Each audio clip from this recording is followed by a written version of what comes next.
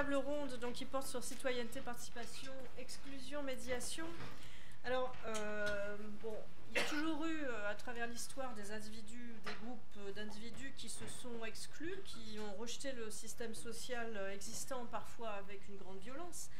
Mais à notre époque, on parle beaucoup de démocratie participative, d'engagement citoyen, et la volonté de détruire le système, la haine de la société, de ceux qui la constituent, pris en bloc, n'en apparaissent que plus violentes, alors qu'elles soient le fait d'individus, alors on en a parlé tout à l'heure, qu'on appelle sur doute à tort des loups solitaires, ou par des réseaux d'individus qui exercent cette violence dans nos cités apparemment policées. Alors pour essayer de saisir les processus qui peuvent conduire des individus issus de nos sociétés et de nos cités à adhérer au discours de la violence extrême qui les amène à s'engager dans des entreprises de destruction de leur société, en tout cas de nos sociétés. Donc pour analyser aussi ces discours, nous avons fait appel à Pascal Marchand et Jérôme Ferré, que je vais présenter très vite, puisque vous avez des choses qui sont indiquées dans le programme. Pascal Marchand est chercheur en psychologie sociale et professeur en sciences de l'information et de la communication à l'Université de Toulouse 3. Il s'est longtemps consacré au discours politique et médiatique et depuis quelque temps, il travaille à l'analyse des négociations policières en situation de crise extrême, donc en collaboration avec le RAID. Jérôme Ferré, lui, est maître de conférences HDR en sociologie à l'Université de Toulouse 3, de Toulouse 1, pardon. Désolé, il y a des chiffres. Vous êtes chercheur associé à l'EHESS, co-directeur de la Maison des sciences de l'homme et de la société de Toulouse.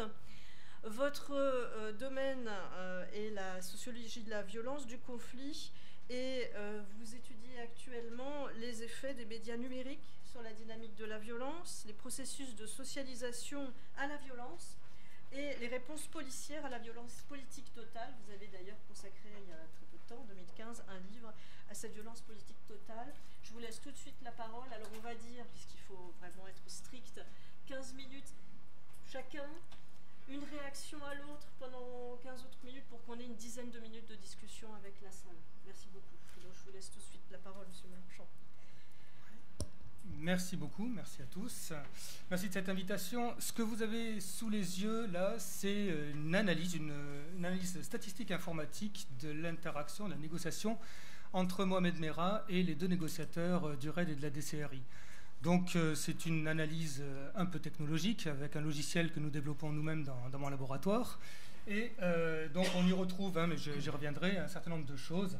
Des choses liées à la procédure même de la négociation. Alors bon, en haut à droite, pardon, et puis plutôt vers la gauche, des choses autour des trajectoires d'initiation, trajectoires d'initiation Afghanistan-Pakistan, des motivations personnelles, un petit peu par là, en orange, des motivations religieuses. Et donc, je vais beaucoup travailler là maintenant sur les motivations personnelles et religieuses des individus radicalisés.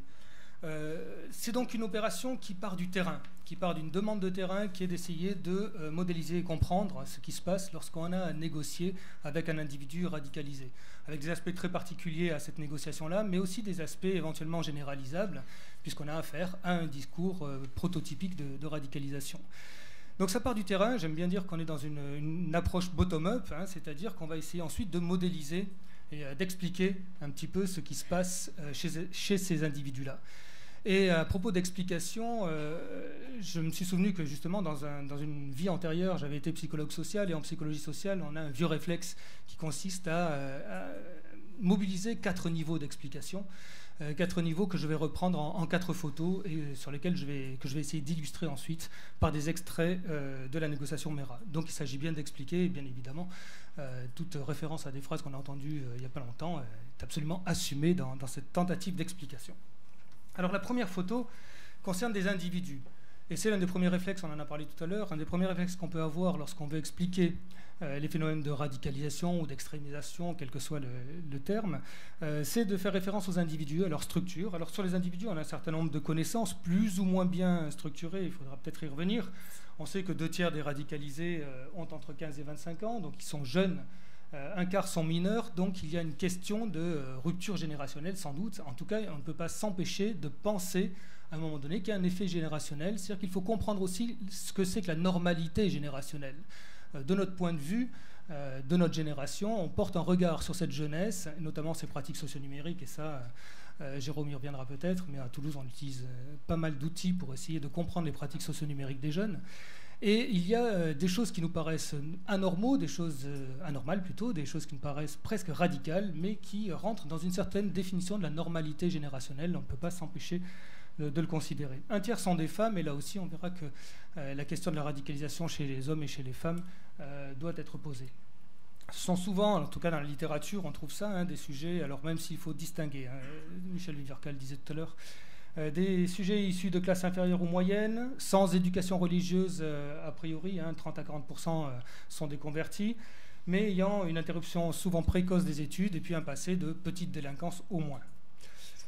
Pas de profil psychiatrique particulier au sens psychiatrique du terme, c'est-à-dire au sens du DSM-4.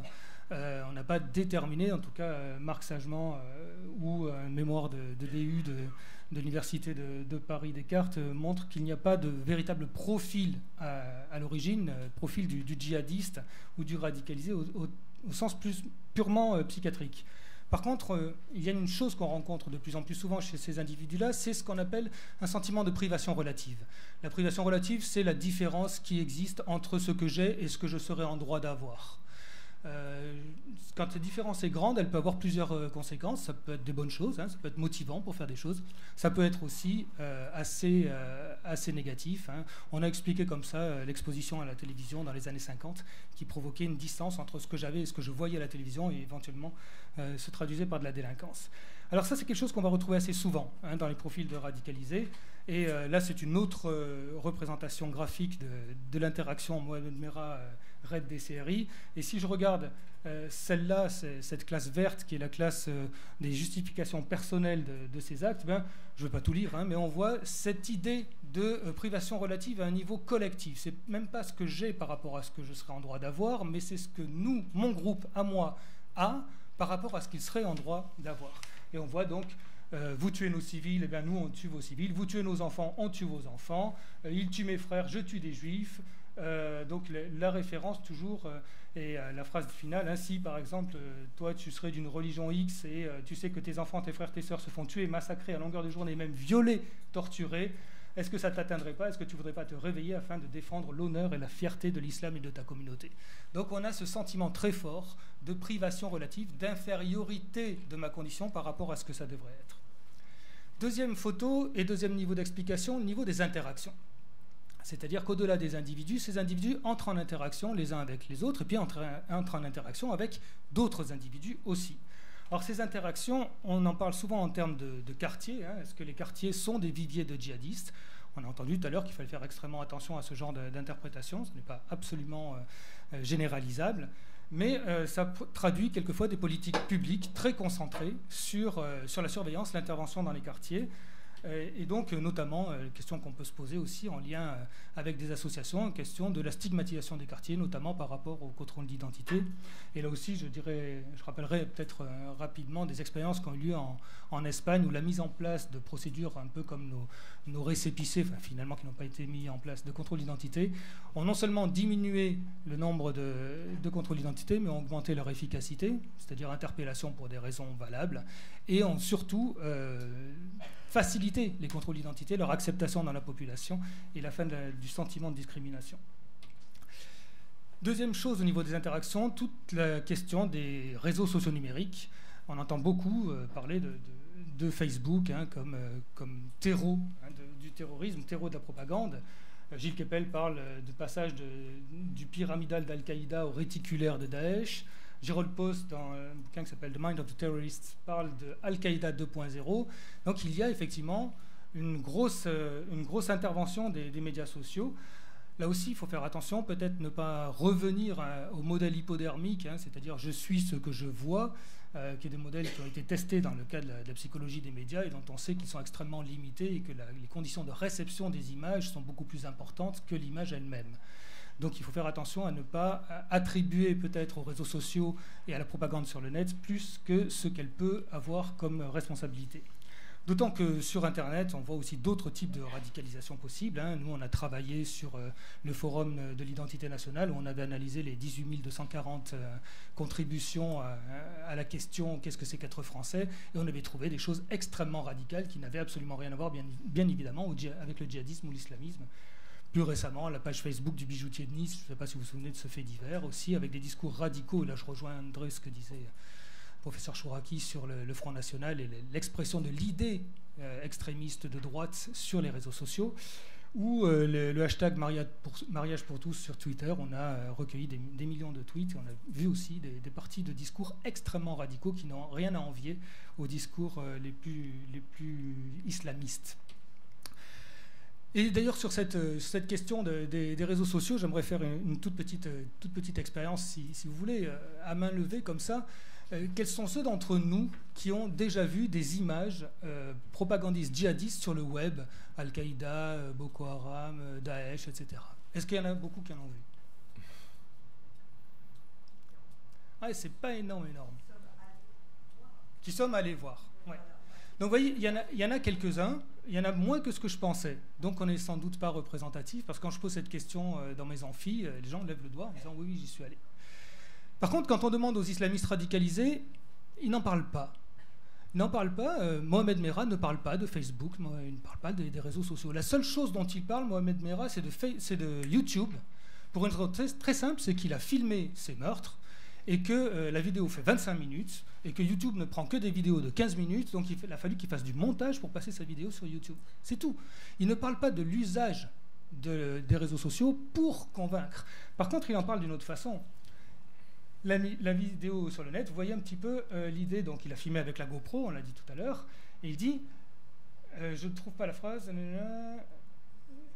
elle sera prise par certaines chaînes télé, enfin il dit, ça va vous choquer. Ah oui, vous allez être choqués. Il dit, quand je vais la mettre sur le web, cette vidéo, vous allez être choqués. Et en fait, il le fait pour les journalistes, les médias, l'opinion publique.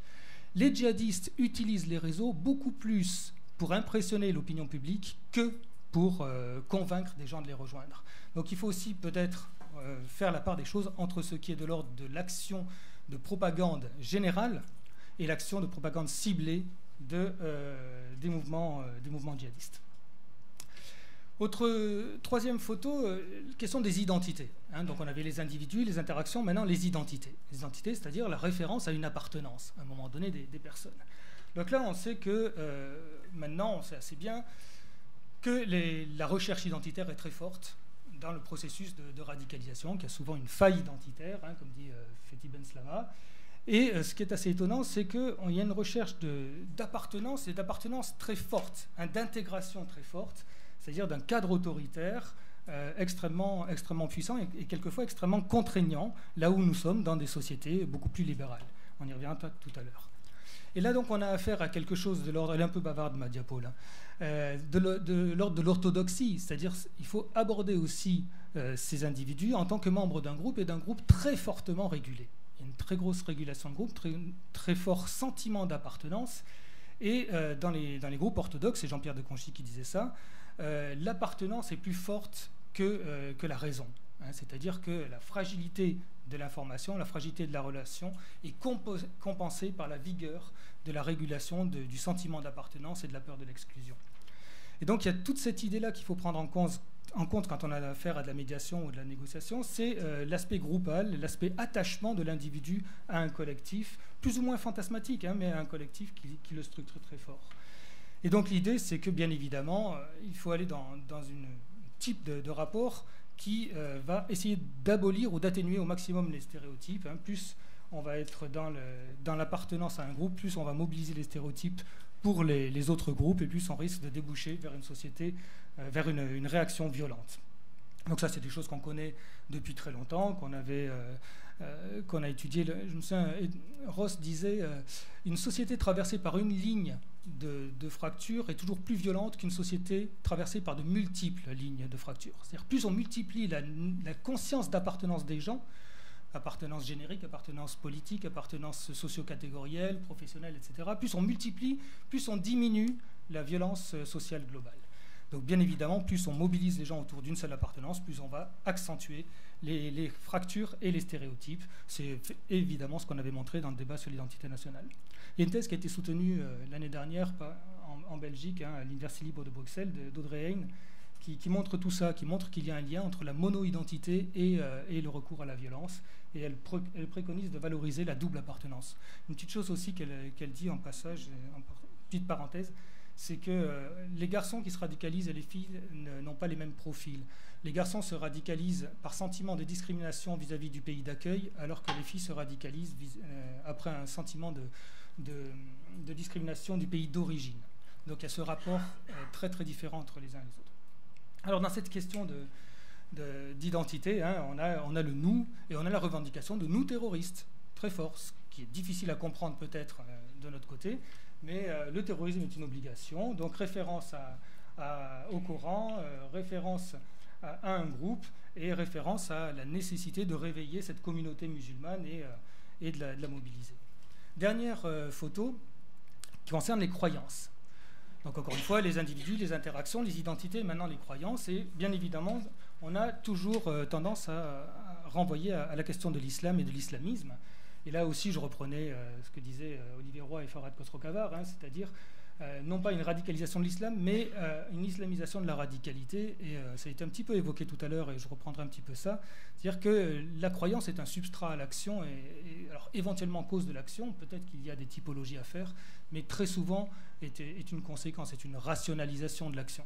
Et donc il faut aller voir quelles sont effectivement ces croyances. On recevait à Toulouse l'autre jour Cécile Rousseau, qui travaille dans une équipe à Montréal, à Montréal, à McGill, sur la radicalisation. Et il parle de radicalisation menant à la violence, pour ne pas en rester simplement à la radicalisation qui peut ne pas déboucher sur le passage à l'acte. Il dit qu'il faut dissocier les deux. Il y a des radicalisations non violentes, et celle-là ne pose pas un problème social majeur. Par contre, celle qui nous intéresse, c'est la radicalisation violente. On parlait de Nathalie Patton tout à l'heure, qui a travaillé sur la violence des gens qui légitiment leur critique des institutions, une violence pour une modification de l'ordre social, avec un engagement sur des valeurs au-delà des cultures, et puis avec un retournement de stigmate, c'est-à-dire ce sont les autres, c'est vous-même qui êtes complètement fou, moi je sais que j'ai raison, et par mon choix, je vous domine. Et cette envie de destruction, de chaos, au service de l'individuation, et on le disait, elle ne l'a pas trouvé, Nathalie Patton, chez des islamistes. Elle l'a trouvé chez les school shooters. La façon dont, donc, vous savez, les jeunes qui rentrent dans les collèges aux États-Unis et qui flinguent tout le monde. C'est des blancs, ce ne sont pas du tout ni des islamistes, ni des immigrés.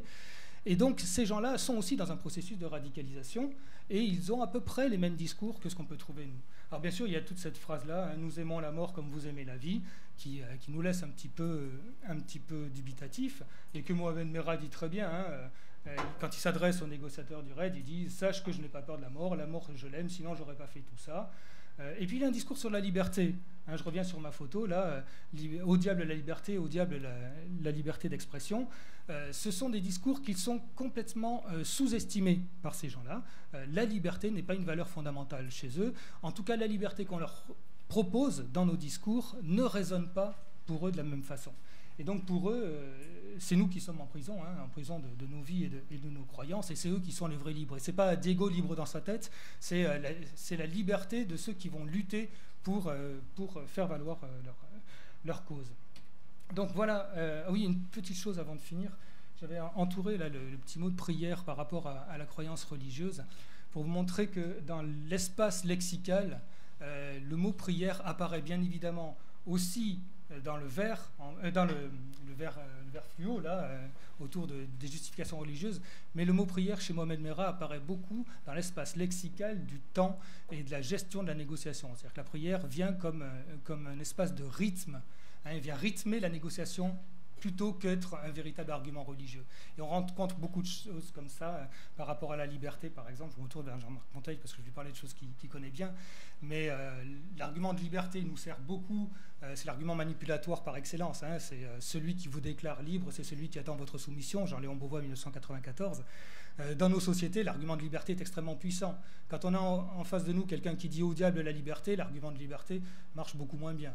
Ça veut dire que ces processus qu'on pense quelquefois universels sont en fait extrêmement ancrés dans une culture. Il faut valoriser culturellement et normativement la liberté pour qu'elle ait ce rôle manipulatoire, sinon ça ne marche pas. Je vais peut-être aller un peu vite là-dessus pour conclure.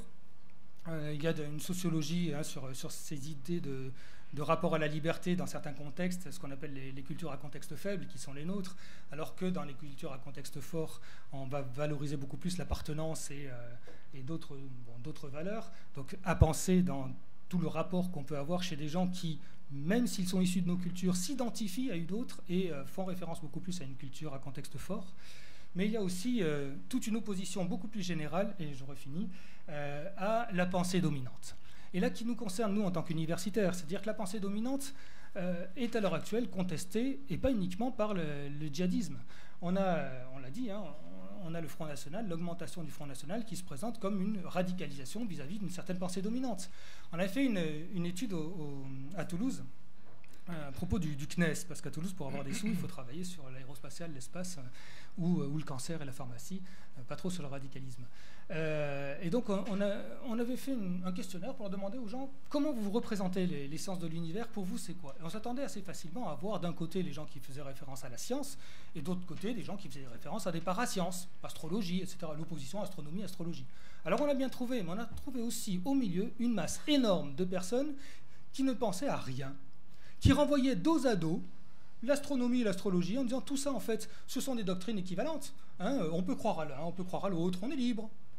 Et là, on commence à se dire, tiens, c'est pas de la radicaliser, c'est une sorte de nihilisme, c'est une sorte de relativisme qui conduit à, en tout cas, déprécier le savoir scientifique et le savoir universitaire. Et donc, il faut quelquefois essayer d'imaginer que, en tant qu'universitaire, on peut être vécu comme faisant partie de la pensée dominante, produisant la pensée dominante, surtout quand on répond à des grands programmes d'appel d'offres en lien avec les industries, avec des grandes machines. On est vécu en tant qu'universitaire comme étant partie prenante de la pensée dominante. Et donc, le savoir qu'on peut produire peut aussi être filtré par ce genre d'idées. Et ça va alors jusqu'à d'autres manifestations de radicalisation. Bon, je passe très très vite, hein, mais ça va des refus de vaccination jusqu'à la théorie du genre, en passant par les discours sur l'écologie, etc. Donc voilà la conclusion. Vous voyez 4 photos, 4 façons d'imaginer, de modéliser un petit peu le type de rapport qu'on peut avoir lorsqu'on a affaire à des individus radicalisés. Merci beaucoup.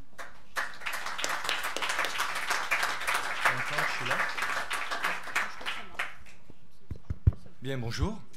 Merci en premier lieu pour l'invitation, me donner l'occasion de prendre la parole. Vous allez assez vite comprendre dans une direction un tout petit peu différente.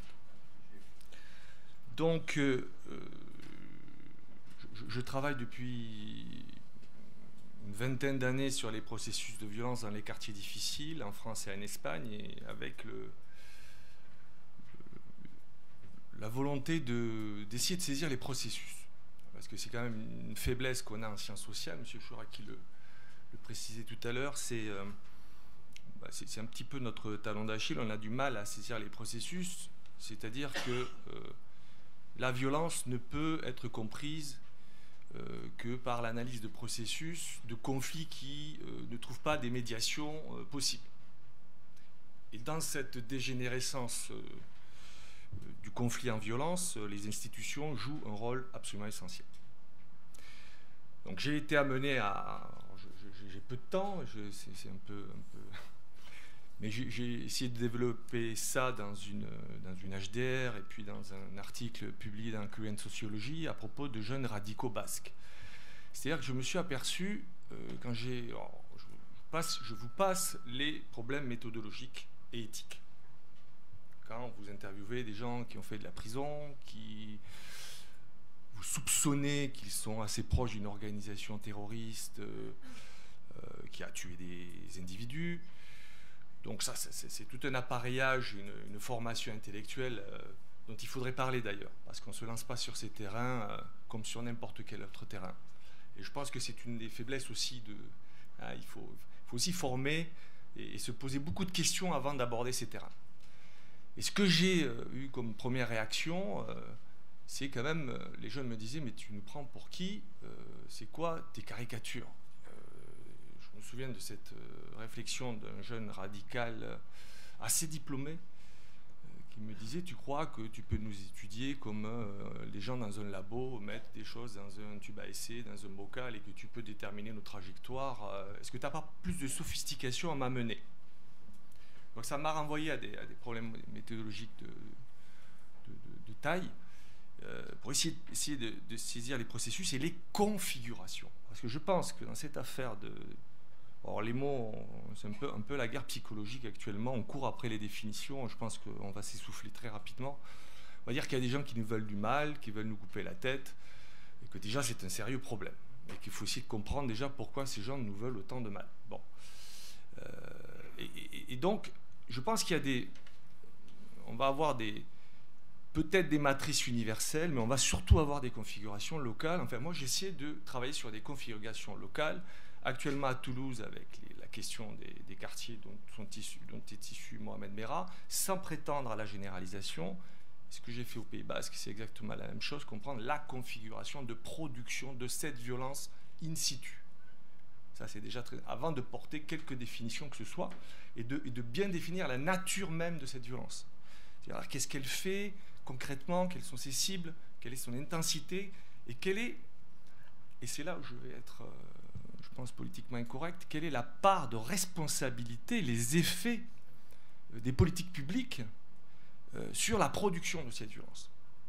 C'est-à-dire politique publique d'éducation, politique publique, en l'occurrence en Espagne, dans un contexte socio-historique très long, très dur, de dictature, de torture, de post-colonialisme en France. C'est-à-dire quels sont les effets des politiques publiques sur ces mentalités guerrières et quels sont les effets très concrètement de l'action policière, sans prétendre, vu le contexte actuel, je ne me permettrai pas, parce que c'est déjà assez compliqué, on nous reproche d'excuser. Si en plus je dis que les institutions peuvent éventuellement participer à la coproduction, en tout cas des intersubjectivités, hein. Ces gens s'affrontent à quelque chose, à un État, à un appareil répressif, à une idée, à une idéologie, à un mode de vie. Comment essayer de mesurer cette évaluation, alors, de mesurer cette interaction? Alors pour ce faire, ça fait un moment qu'on discute de ça avec un certain nombre de collègues. Déjà, vous rappelez que la question de la violence, on est assez peu à travailler là-dessus. On était assez peu avant le 11 septembre 2001, que c'est une question très difficile. C'est presque un objet impossible. Parce que ceux qui savent ne parlent pas, et ceux qui parlent ne savent pas trop. C'est-à-dire que c'est un objet très difficile à saisir sur un plan socio-anthropo-psycho.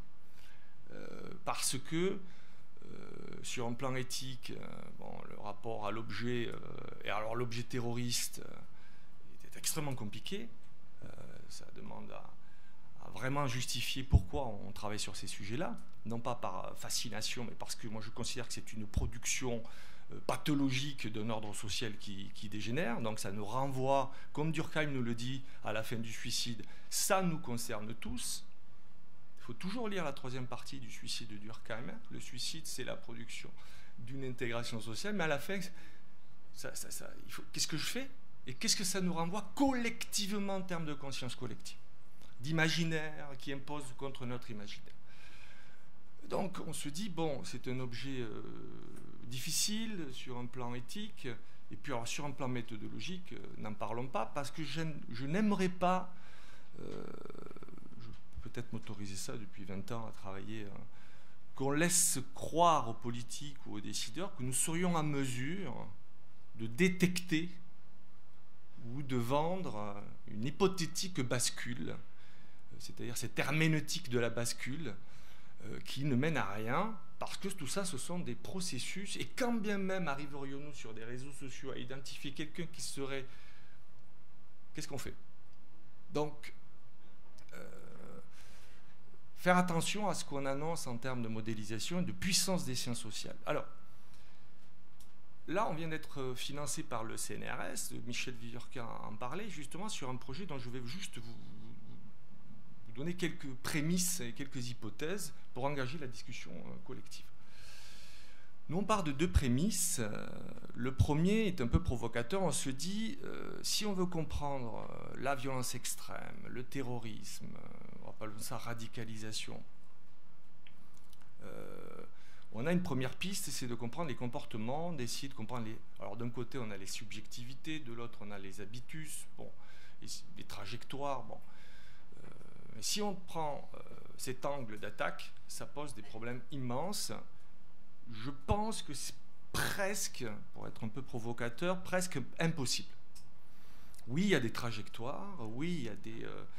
si on va chez Bernard Lahire, par exemple, je pense qu'il y a quelque chose, mais comment fait-on sur un plan méthodologique pour saisir ces trajectoires? Comment fait-on? On peut le faire pour des parcours de vie traditionnels, pour des attitudes sociales plutôt conventionnelles, pour des attitudes sociales non conventionnelles. Comment fait-on? Sachant que je reviens du Canada la semaine dernière et qu'effectivement ils ont eu plein de tentatives d'essayer de modéliser, vous savez, d'installer ce qu'on appelle des grilles actuarielles, c'est-à-dire des grilles de passage à l'acte en fonction de risque, de l'âge, de l'origine sociale, et ça marche bien évidemment pas. Ça marche pour des choses très massives comme le crime, l'homicide, pour des choses aussi fines, aussi aléatoires, aussi réduites en termes de comportements sociaux. On ne peut pas utiliser ce type de grille de probabilité. Donc est-ce qu'on n'est pas devant une impasse à essayer de trouver des régularités, des explications causales qui sont très fragiles quand on parle des comportements? Alors nous, on se dit, bon, c'est peut-être une défaite, c'est peut-être une trahison, c'est peut-être une désertion. On se dit, il y a un angle d'attaque qui n'est jamais envisagé, bon, parce que c'est une longue histoire en France, c'est comment une société définit et s'occupe de ce problème. Et quels sont les effets de ces politiques publiques sur le phénomène en tant que tel. Et en particulier, j'ai déjà presque utilisé peut-être le quota, il y a un acteur qu'on interroge assez peu en France pour des raisons très longues, très compliquées, de culture scientifique, en particulier en sciences sociales, c'est l'acteur policier.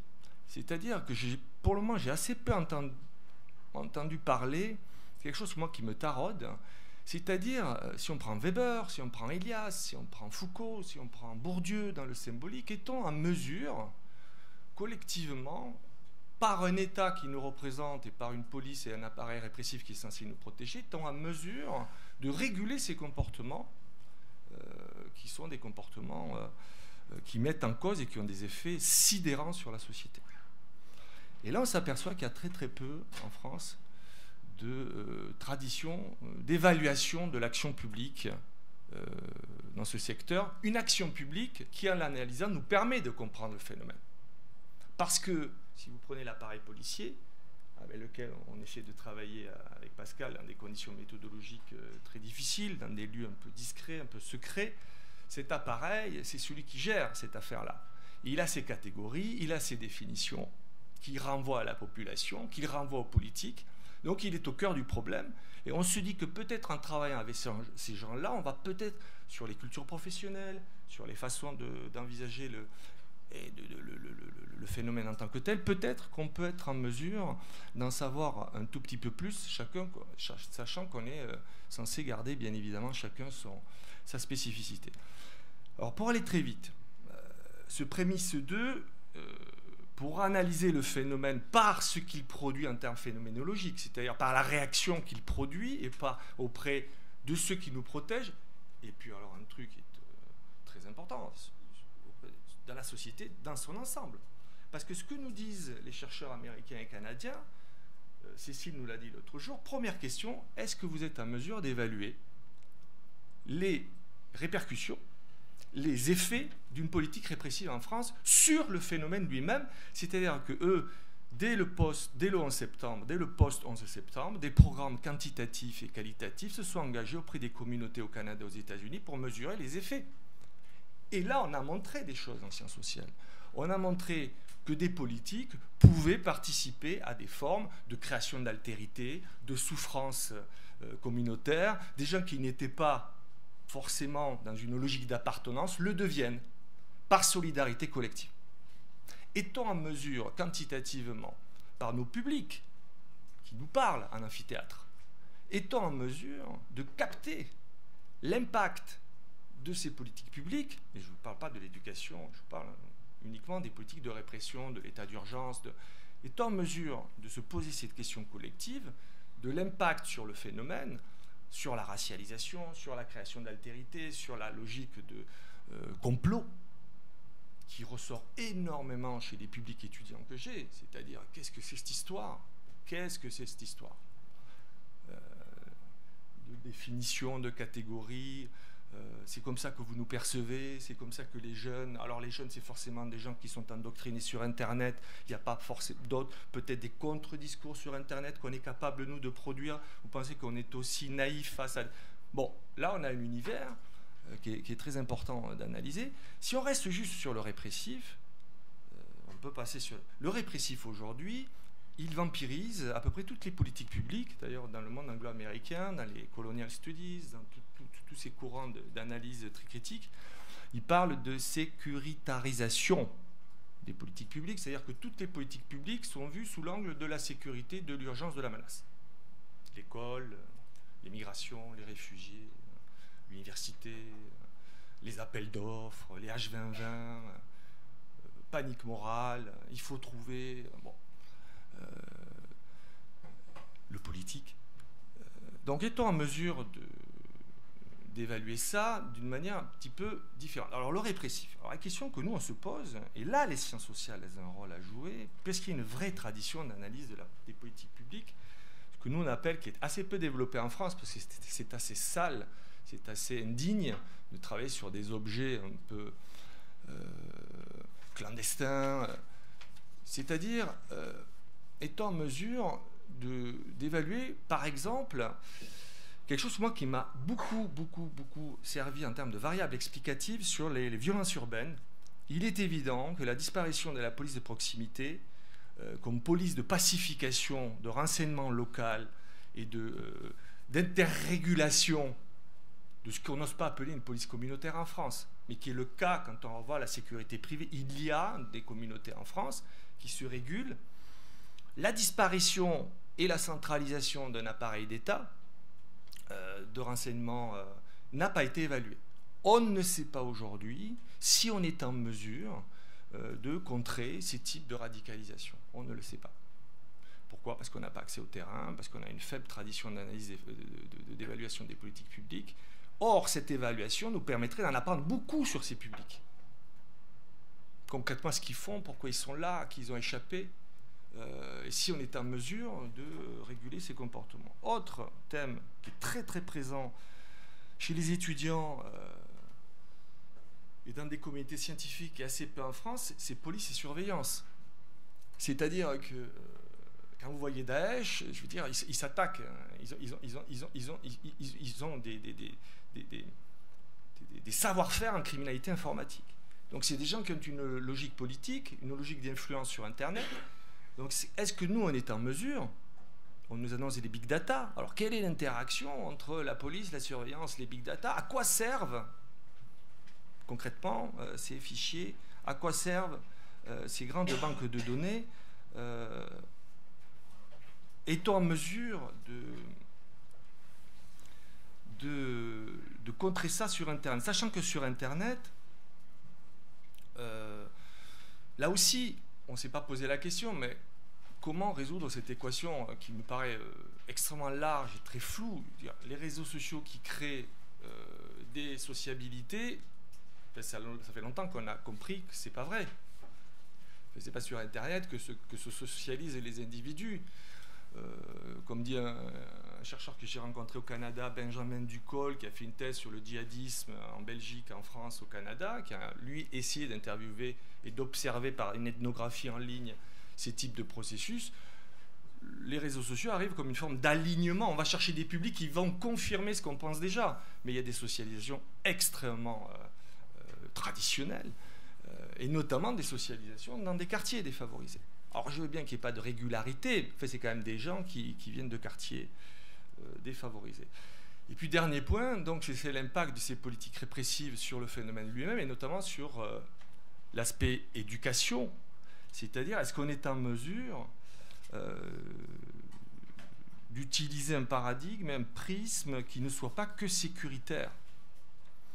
Par exemple, dans les écoles, de quoi entend-on parler aujourd'hui? De portiques, de prévention de la radicalisation, de prévention de signalement, de valeurs assez négatives au fond. Est-on en mesure de saisir dans les politiques de compréhension du phénomène des valeurs un peu plus positives?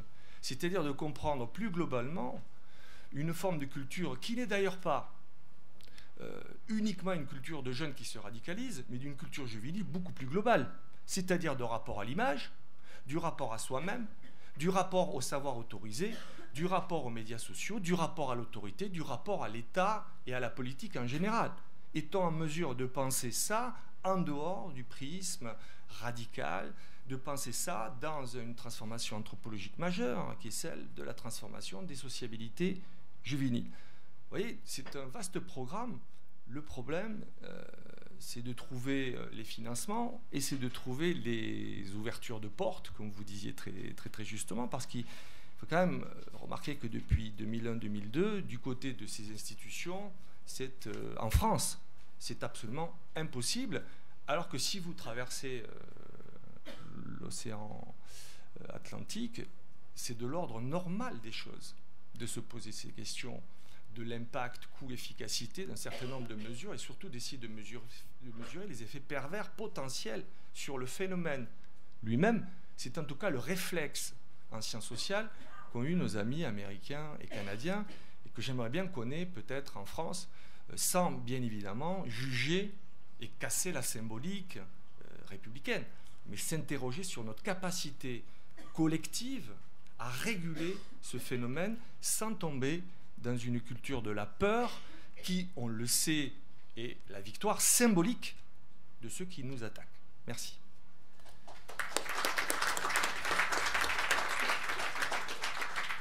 Alors, comme je voudrais qu'on conserve un quart d'heure pour ne pas trop manger sur les intervenants suivants, bon, peut-être vous avez envie de réagir ou je sais qu'il y a des frustrations. Voilà. Enfin, moi, je voudrais juste, je ne sais pas si vous pouvez répondre à cette question, mais je ne sais d'ailleurs pas si c'est une question. Vous parliez des discours de propagande qui ne sont pas le premier vecteur de radicalisation. Mais ce qui m'a frappé, bon, j'en ai vu un, donc un film très bien fait avec la musique, tout.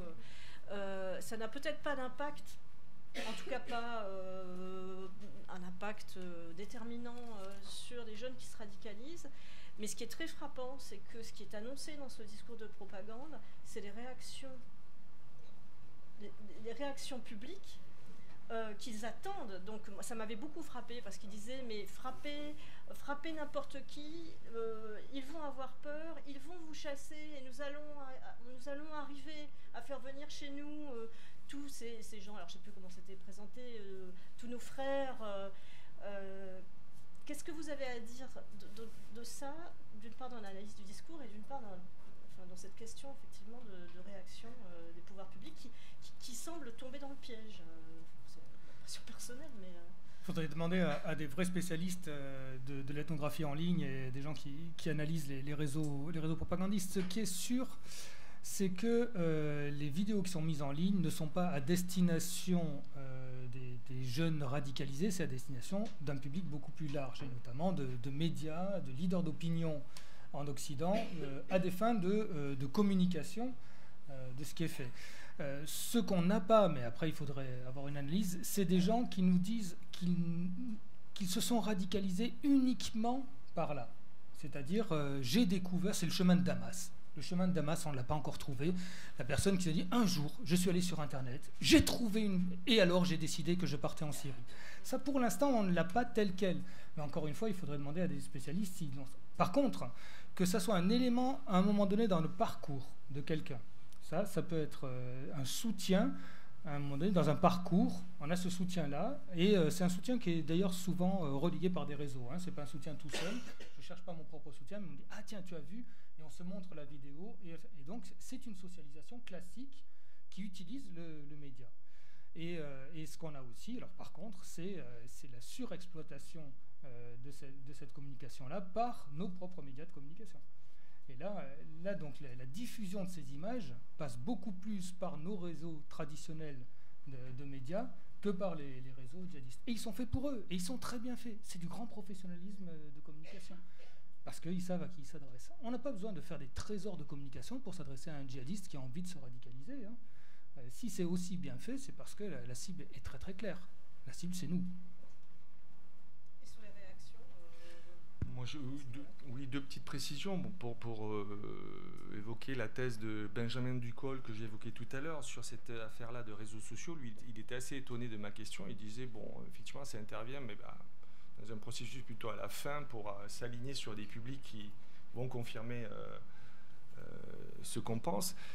Lui montre plutôt, de par sa pratique et son observation, notamment dans des associations qui travaillent avec des communautés de Montréal, c'est que à la source de la radicalisation, il y a aussi beaucoup de conflits intrafamiliaux. Et que souvent, c'est des cas qui se sont répétés dans son analyse, c'est-à-dire que souvent des parents appellent la police pour dire mon fils ou ma fille est en train de où est parti, et qu'en fait ils se dédouanent d'un conflit qui a vraiment dégénéré. On peut considérer que c'est une fuite, une fugue, une recherche d'autre chose qui naît de la négation d'un conflit familial relativement violent. La seconde remarque, c'est qu'il ne faut pas ignorer non plus les contre-discours sur Internet. Ce n'est pas un espace passif, Internet, les réseaux sociaux. C'est-à-dire que, moi, je n'ai pas le temps de le faire, mais il faudrait le faire. Il faudrait voir comment ces individus ou ces communautés ou ces publics génèrent aussi des contre-discours artistiques, des contre-discours culturels, des contre-discours politiques. Si vous voulez, il y a des contre-sociétés qui se créent. Hein. Il n'y a pas une passivité, une absorption. Et je pense que le discours public préventif officiel est assez naïf. Nous, on l'avait étudié pour les stupéfiants, pour la consommation de drogue. Il est évident que de dire c'est pas bien de fumer de la drogue fait assez rire quelqu'un qui est toxicodépendant, si vous voulez. Il faut aller regarder dans la capacité de ces communautés à s'autoréguler et à générer de la critique. Et les jeunes en sont très capables. Hein, dans les publics avec qui vous discutez en amphithéâtre, il y a des gens qui d'abord qui n'ont pas envie d'être classés pour ou contre et qui ont une activité de distanciation et de critique vis-à-vis de... Donc il faudrait aller observer aussi la capacité de ces espaces à contrer, je ne sais pas si tu es d'accord, à contrer ces influences et ces propagandes et ces endoctrinements. La parole est à vous. Oui. Donc, Madame.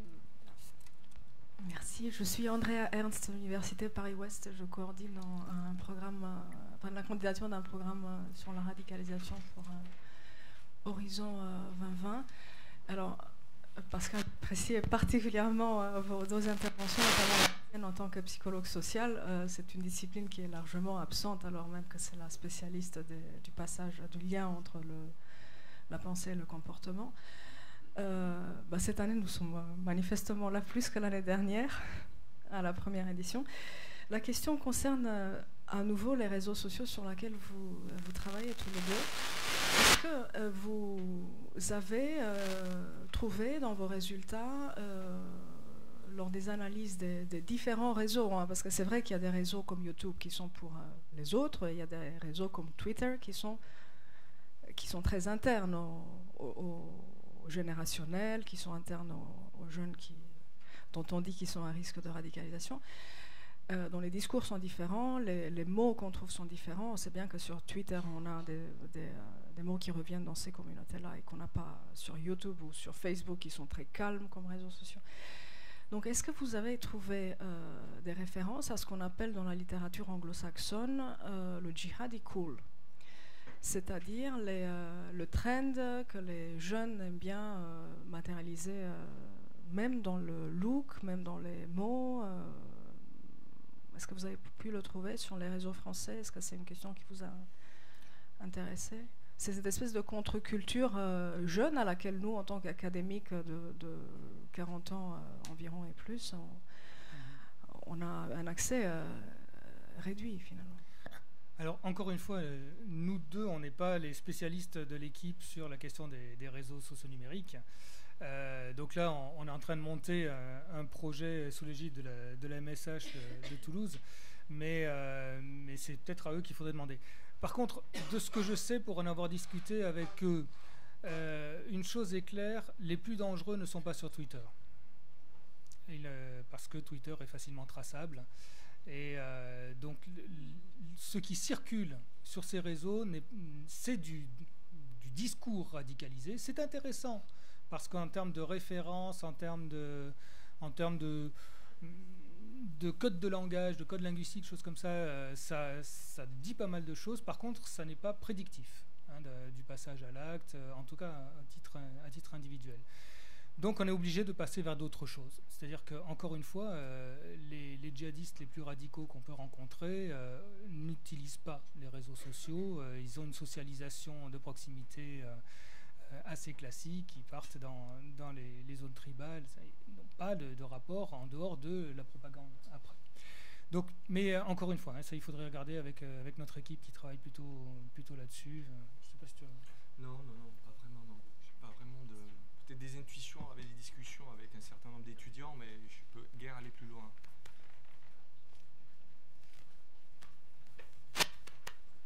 Merci. Cédric Orbéjotte, vice-président RSU de Toulouse 3. Moi, c'est sur le mot radicalisation. Vous avez tous abordé le sujet, mais ça continue à me poser problème. J'ai bien vu la typologie, là je rentrais assez bien dedans de ce que disait Pascal Marchand en disant que la radicalisation ça pouvait s'appliquer aussi au FN, au bonnet rouge, au végétalisme, à tout un tas de choses.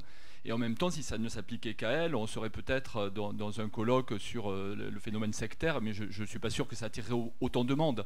Donc la radicalisation, en plus, c'est quelque chose, effectivement, même on pourrait dire que c'est la radicalisation guerrière qui nous pose problème. Et en même temps, moi, il y en a qui nous ont été sympathiques. Moi, familialement, j'ai entendu beaucoup d'histoires sur les républicains espagnols. C'était finalement, quand on voyait les motivations des jeunes Espagnols qui, dans les années 30, retournaient se battre en Espagne, toutes affaires cessantes, c'était finalement, même si ça choque aujourd'hui, on en a déjà parlé, mais le même type de phénomène. Donc même ce qu'on appelle radicalisation aujourd'hui, il me semble que c'est l'engagement guerrier de l'ennemi. C'est de ça qu'il s'agit, de l'engagement guerrier de l'ennemi. Et en même temps, enfin il me semble, et en même temps, ça ne peut concerner qu'une petite, même si c'est une frange qui nous effraie, ça ne peut toujours concerner qu'une petite frange. La façon dont c'est une frange terrible qui fait des dégâts terribles, qui l'ont fait dans l'opinion, mais c'est une toute petite frange. Moi, ce qui m'a beaucoup intéressé, c'est quand vous avez parlé notamment de l'histoire des multifractures, de la multi-appartenance qu'il faut provoquer. Pour provoquer cette multi-appartenance, nous, en tant qu'universitaires, qu'est-ce qu'on peut proposer? On peut proposer des modèles beaucoup plus forts que ceux qu'on propose aujourd'hui, et notamment des types d'engagement beaucoup plus forts. On a l'impression qu'on sert tout le temps de l'eau tiède à nos jeunes, à nos étudiants, à nos enfants de manière générale, en termes de propositions de ce qu'ils peuvent faire dans la vie. Peut-être que c'est à ce niveau-là que nous pouvons agir. Alors je ne sais pas, je dis ça parce que c'est ce à quoi vous m'avez fait penser par vos contributions très intéressantes, mais je ne sais pas ce que vous pouvez en penser vous-même. Je vais te laisser la parole parce que tu auras plus de choses à dire que moi là-dessus, mais quand je mettais un petit peu dans le même paragraphe des manifestations un peu radicales, c'était surtout parce qu'à mon avis, elles semblent liées par une seule chose, c'est les moyens qu'on donne aux jeunes citoyens de s'opposer à une pensée dominante. C'est surtout ça. C'est-à-dire quelle est chez eux la perception du débat public pour qu'à un moment donné, certaines causes doivent s'exprimer par des moyens qui sortent de l'ordre public. Voilà, c'est uniquement ça. Après, je ne dis pas qu'il y a une homologie entre bonnet rouge, végétalisme, djihadisme, etc. Hein. C'est uniquement qu'il y a cette petite chose commune qui, à un moment donné, une certaine partie de la génération montante ne croient plus au discours dominant et dans cette partie, il y en a une petite partie qui va s'y opposer de façon très forte. À ce moment-là, quels sont les moyens qu'on peut leur donner? Alors effectivement, l'un des moyens, c'est de ne pas les polariser sur une appartenance. Ça, il y a de la littérature là-dessus. Quels moyens on peut donner aussi à l'université? Peut-être en diversifiant un petit peu l'action universitaire, en la ramenant sur le terrain, en faisant en sorte que l'expertise, par exemple, soit un peu plus diversifiée. L'une des questions qu'on se pose et l'une des bases de notre travail, c'est de voir qu'est-ce que c'est que l'expertise sur ces questions-là. Qui voyons-nous le plus souvent comme expert de ces questions-là, alors comme expert dans les médias et comme expert en politique. Et on voit que le milieu universitaire est largement désinvesti de l'expertise. De temps en temps, il y a un universitaire, mais la plupart du temps, les experts ne sont pas des universitaires. On voit donc des anciens professionnels de terrain, on voit des experts autoproclamés, on voit des institutions assez peu traçables. J'encourage à faire cette petite expérience qu'on fait depuis 3-4 mois, qui est qu'à chaque fois qu'un expert passe avec un sous-titre sur son organisation, on regarde quelle est l'organisation. Quelquefois, on est étonné d'organisations qui ne sont pas traçables. On n'arrive pas à trouver l'origine de cette organisation, où est-ce qu'elle se situe, quel est son siège, comment elle a été formée. Donc peut-être que l'université pourrait réinvestir le champ de l'expertise. Alors bien sûr, c'est difficile à valoriser, l'expertise dans nos carrières universitaires. Mais peut-être qu'on a aussi cette chose-là. Puis troisième chose, le travail en lien avec l'action de terrain, c'est-à-dire action professionnelle ou action associative. Et ça aussi, il y a des gens dans les associations qui travaillent. Nous, on essaye maintenant de monter des passerelles avec les associations d'aide aux proches de jeunes qui partent au djihad. Donc il y a une association à Toulouse qui a en plus récemment s'est vu confier une mission gouvernementale. On va essayer de travailler avec elle pour voir qu'est-ce que nos propres connaissances universitaires peuvent apporter dans la structuration d'un tel projet. Donc travailler avec les professionnels. Alors nous, on travaille tous les deux en lien avec la sécurité publique, mais d'autres professionnels peuvent être aussi mobilisés. On a pas mal de psychiatres qui commencent à s'intéresser à ça aussi. Donc voilà, la question c'est comment l'université peut peut-être sortir un peu du huis clos de ses labos et de ses formules traditionnelles d'évaluation pour mettre un peu les mains dans le cambouis, c'est-à-dire aller voir comment les gens agissent sur le terrain et comment nos modèles peuvent les aider à transformer leurs actions. C'est un petit truc? Juste une toute petite précision, il ne faut pas oublier, enfin c'est le cas en université, il ne faut pas oublier qu'on a des publics et que ces publics, on peut construire quelque chose avec eux. On peut notamment déconstruire un certain nombre de mythologies et décrypter la réalité et ceux qui l'interprètent. Moi, c'est un travail que je fais sur ces questions-là et leur expliquer qui parle et en fonction de quoi. Donc faites attention, notamment sur la capacité critique à énoncer des discours sur ces sujets-là. Et on s'aperçoit effectivement, moi c'est un aperçu avec Pascal, c'est ce qu'on veut faire à Toulouse, c'est, bon, je ne sais pas si le mot contre-expertise est trop fort, mais essayer quand même de reprendre un petit peu la main sur ces terrains-là, puisqu'on s'aperçoit que dans le champ médiatique et même dans le champ universitaire, ou dans les financements publics, il y a des acteurs un peu hybrides qui ont pris le pouvoir et on ne sait pas trop d'où ils parlent, en fonction de qui ils parlent. Bon, il faudrait un petit peu essayer de reprendre la main sur ces affaires-là et de refaire de la science sociale. Et sur le mot radicalisation, moi je ne l'utilise pas. Mais bon, je vous renvoie à mon petit bouquin sur la violence politique totale, c'est autre chose. La radicalité n'est pas forcément violente. Il y a des gens, moi, que j'ai observé en Catalogne et en Espagne, qui sont spécialistes de mettre de la tension, de la radicalité, et dont le travail, justement, de contenir la violence, de ne pas aller trop loin pour ne pas discréditer son action. C'est l'auto-limitation dans l'excès. Là, on est dans tout à fait autre chose. On est dans l'extermination, on est dans la logique d'extermination de l'autre. Donc, moi, ça ne colle pas au terrain que j'ai vu, notamment dans le contexte espagnol. Le mot radicalité me fait plus penser à la question de l'anarchisme urbain, mais pas à mettre de la radicalité dans la confrontation, à faire peur, mais en limitant, et surtout en ne sapant pas les bases de la démocratie, c'est-à-dire en laissant un espace ouvert. Là, on n'est plus du tout là-dedans, pas du tout dans cette configuration. Alors, une mini-question, 2 mini-réponses, pour donner du temps. Non, je vais faire gagner un peu de temps, parce que ça ne sera pas une question. Non. Et comme tout à l'heure, Michel et moi n'ont pas pu répondre à un débat, je saisis cette occasion, et en particulier l'occasion de la question qui vient d'être posée, qui me paraît extrêmement importante. Oui, comme pour beaucoup des phénomènes dangereux, on a un continuum du plus soft au plus guerrier. Bon. La question est de savoir où on porte le regard et où on met le curseur dans ce qui peut être dangereux. Je pense notamment, par exemple, aux stéréotypes.